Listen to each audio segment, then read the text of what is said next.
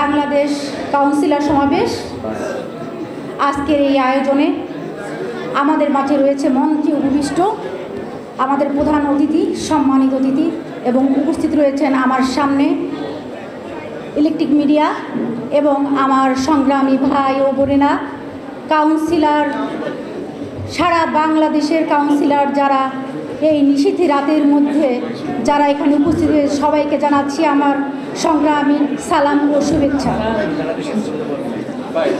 আপনারা সকলে জানেন, একটি গেজেটের বলে হঠাৎ করে সারা বাংলাদেশের ৩২৯টি পৌরসভার এবং সিটি কর্পোরেশনের কাউন্সিলরদেরকে একযোগে আপনার অপসারণ করা হয়েছে। আমরা কাউন্সিলররা সারা বাংলাদেশের কোনো দলীয় প্রতীক নিয়ে নির্বাচন করিনি।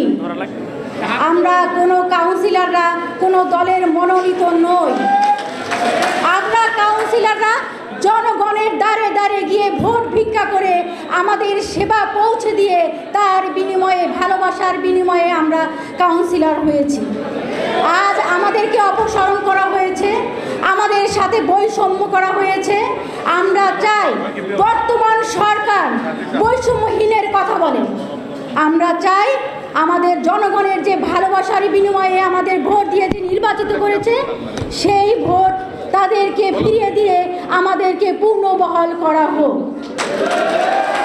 আজকে যারা সমন্বয়ক রয়েছেন, যাদের আন্দোলন দেখেছি, যাদের অনুভূতি দেখেছি, যাদের ট্যালেন্ট দেখেছি, আমরা অনেক আশাবাদী।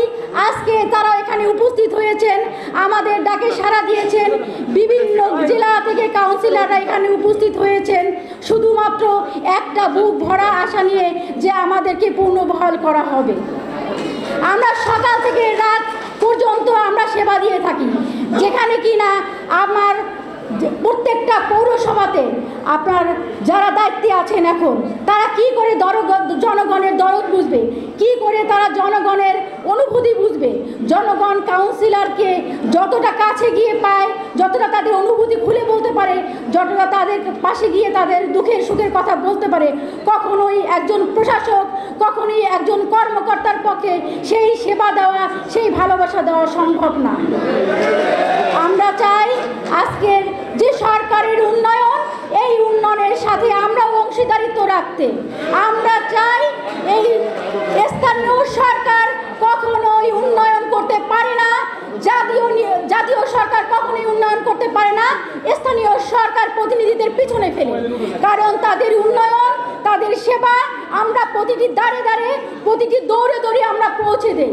তাই আমরা চাই যে আপনাদের উন্নয়ন মানুষের দৌড়ে দৌড়ে পৌঁছে দেওয়ার জন্য আমাদেরকে পুনর্বহাল করবেন, এই আশা ব্যক্ত রেখে এখানে যারা আমাদের অতিথিবৃন্দ রয়েছেন সবার সুস্বাস্থ্য, সুন্দর জীবন কামনা করে আমার বলা শেষ করছি।